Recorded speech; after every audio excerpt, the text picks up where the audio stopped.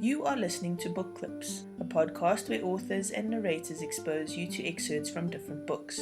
You can find the show and more by searching for The Lesbian Talk Show on iTunes, Podbean or Stitcher. Hi, I'm Robyn Nyx. I'm going to be reading from my debut novel, Never Enough.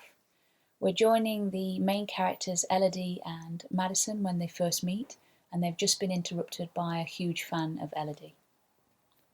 I'm sorry about that. Madison shrugged. There's no need to apologise to me, but I don't know how you cope with your privacy being invaded constantly. It's like people think you're public property. Elodie looked rueful. It goes with the territory. I've put myself out there and cultivated a certain image. But everyone's entitled to a private life, even the sexiest woman on the planet. A dirty little smile played on Elodie's lips. You noticed? Well, it's hard not to. Madison felt coy. She'd never been any good at flirting, and she had no doubt that Elodie would have no sexual interest in her. Elodie looked away, possibly to save Madison further embarrassment. Anyway, let's get back to the interview. Elodie smiled knowingly. Would you be able to put the details for the national hotline at the end of the article? I'm sure that'll be no problem. So, was there a specific incident in your life that made you decide to use your celebrity to raise awareness of what has been called modern slavery by our president? My awareness of the issue was really heightened when I was filming in Cuba for Strapped. I'd naively thought it was only an issue in other countries. I had no knowledge whatsoever that it was happening in the U.S.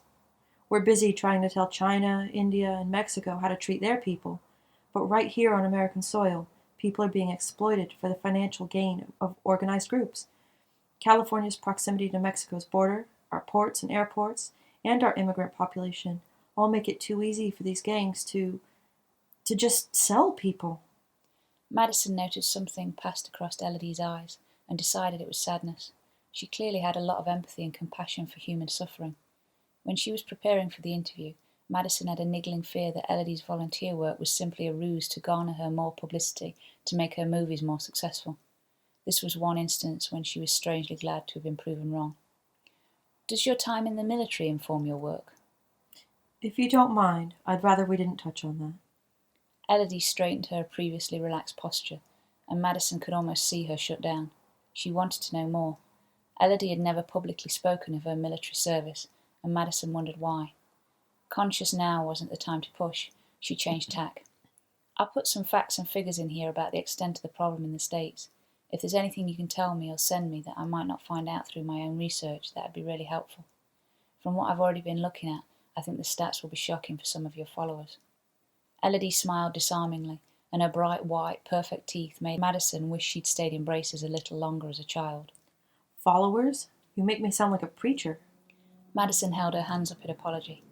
I didn't mean it that way. Fans, if you prefer, though I did see you were at number 5 and have over 70 million followers on Twitter. Madison felt herself blush at the admission, and Elodie flashed a killer smile that made her feel a little twitchy. She found herself unable to hold Elodie's intense gaze. I'm told I'm the only actor in the top 35. It seems egotistical to know that, but Paige, my agent, likes to keep me informed of these things. Elodie's cheeks flushed a little, but Madison didn't think it could possibly be embarrassment. Probably because your success means more money for her. Madison was glad to see Elodie nod. For all she knew, her agent might also be her best friend from high school, and she might have taken offence. Singers seem to dominate that particular network. It might be something to do with music being more accessible medium than movies. Madison stopped herself from rambling off topic and looked at Elodie to respond to her original point. I'd never thought of it that way. Maybe I should give up acting and become a singer if it'll raise the profile of my humanitarian work. She laughed that easy laugh again, and Madison smiled. Elodie was so entirely different from her usual interviewee. She seemed so relaxed and at ease with herself. Her genuineness almost had Madison feeling relaxed too. Almost. Well, my followers, who will be surprised, are the people I'm trying to reach. Regular readers of this publication are already conscious of the issue. It's inevitable that some people will pick it up simply because I'm in it, but that's what me using my celebrity to raise awareness is all about. I have to reach people who need educating about issues this close to home, instead of letting them live in a fantasy that America is the greatest country on earth, and believing we don't have a care in the world. Do you think it's a problem of ignorance or unwillingness to consider that something as heinous as slavery could be happening in our country? That's a tough question to answer without causing offense to someone somewhere. As Elodie continued to speak, Madison found herself being drawn in. Not only was she a brilliant actress and incredibly beautiful, Elodie had a soft vulnerability about her Madison had never picked up on in previous interviews or appearances. She was intrigued and wanted to know more. She had no illusions that someone like Elodie might find her even remotely attractive, and Madison wasn't looking for a relationship anyway, but she'd very much be interested in a new friend. Almost 2 hours later, Madison was sure she'd got enough for the detailed article she wanted. She also managed to get something she wasn't expecting, an open invitation to Elodie's library, which apparently housed several $1 million of first edition and rare books. It was an invite she couldn't wait to take up. That's a perfect place to end, Elodie. Thank you so much for your time and your honesty. Madison had pressed on particularly sensitive topics for honest answers, and Elodie had been open and even happy to respond. Strangely enough, I didn't plan on being quite that honest and forthright. Madison thought she saw a flash of vulnerability behind Elodie's sparkling eyes, but it was gone almost as quickly as it was there. Would you stay for lunch with me? Elodie didn't seem quite so sure of herself, but Madison dismissed it. Thanks, but I can't. I have to follow up a potential whistleblowing on an organ trafficking organisation. I had a meeting scheduled yesterday, but the informant didn't show up. I'm a little worried about her. Let me know if you need any help. It might be that my connections in the GTIP office could help come in useful for you.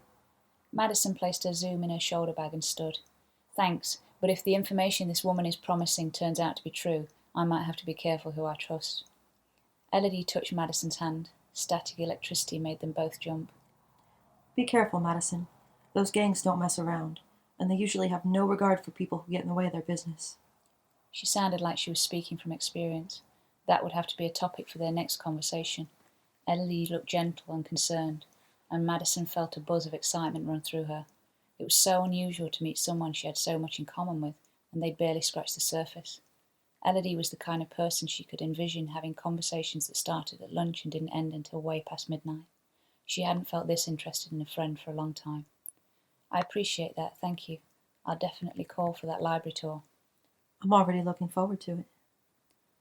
When she left Elodie in the restaurant, Madison drove to the LAPD to chat with one of her contacts, Ash, in the hope that he'd be able to shed some light on Gillian Johnson.